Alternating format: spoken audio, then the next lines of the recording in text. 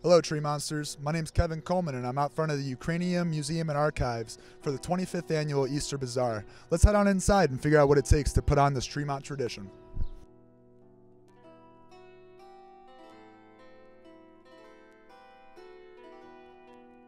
Now I'm here with Andy Fedinsky, the director of the Ukrainian Museum-Archives. What is the location of the museum, the address? We're at 1202 Kenilworth Avenue.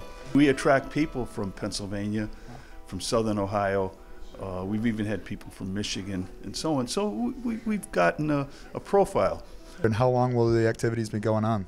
The bazaar is always the week before Palm Sunday.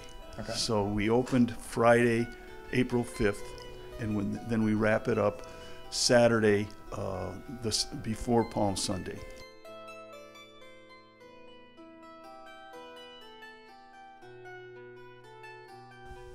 And now we're here with the UMA manager, Wally Shishkavich.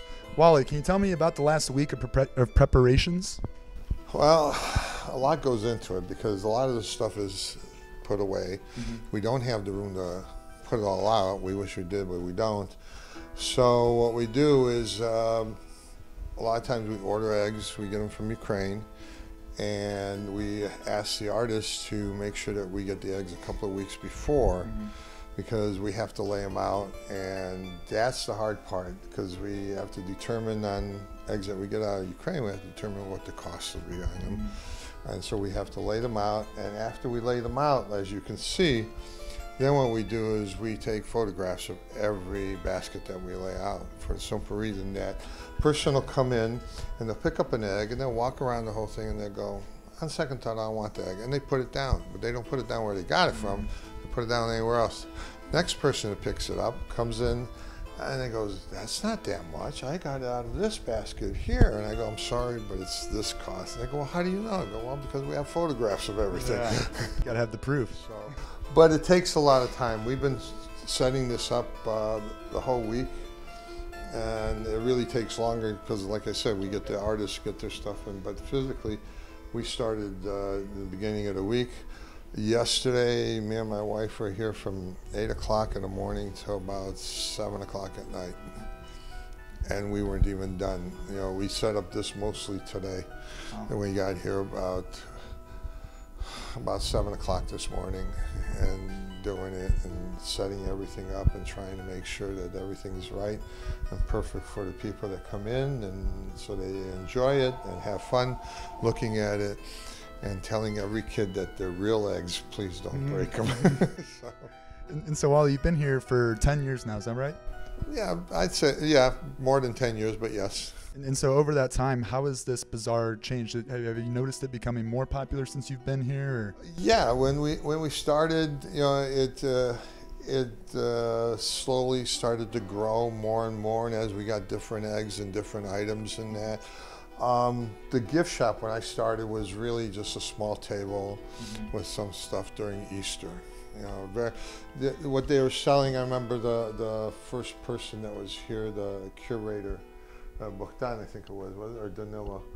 Danilo. And basically he had a table and he had, you know, dyes for the eggs and some other stuff, and that was about it. And then I took over at that time, and then we started expanding it and getting it, and we were able to get eggs from Ukraine. And it has just gotten bigger and bigger, and I'm surprised at how big, and I'm waiting for the bottom to drop out, but that's not happening. And so in addition to the pisanke, what else can be bought from the gift shop over here? I see some jewelry. Is that also handmade? Yes. We have a lot of stuff is imported, okay, but we also have stuff that is made here by Ukrainians. So we have anything from handbags. We do have T-shirts, some that say UMA, Ukrainian Museum-Archives, some that have the Ukrainian emblem on them, which is very popular, excuse me. We also have CDs of music. We have ceramics by a girl that was from Ukraine. She married a Ukrainian American. They live here now, and she does the ceramic pieces that we have. The jewelry, some of the jewelry we get is wooden jewelry. It's from Ukraine, and it's just It's just a lot of stuff. I mean, you know, it's grown. It's been a very small gift shop, but it's gotten bigger and bigger, and I'm still trying to figure out how we're able to get all this stuff in there yet. You know, we have artwork also, and that. So. And so, if you had a specific item in your gift shop that's your favorite, what would that be? I'd have to say the ceramic pieces. The ceramic pieces. Yes, they're phenomenal. Yeah, they're quite beautiful.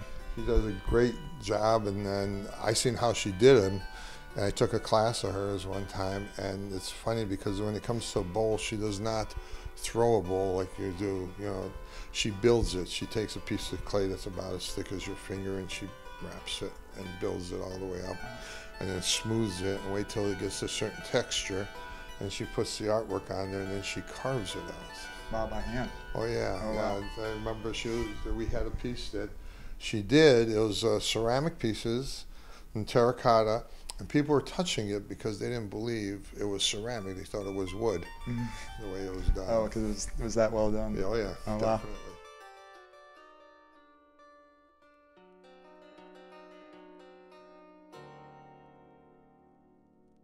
Andy, can you tell us a little bit about this long-standing tradition?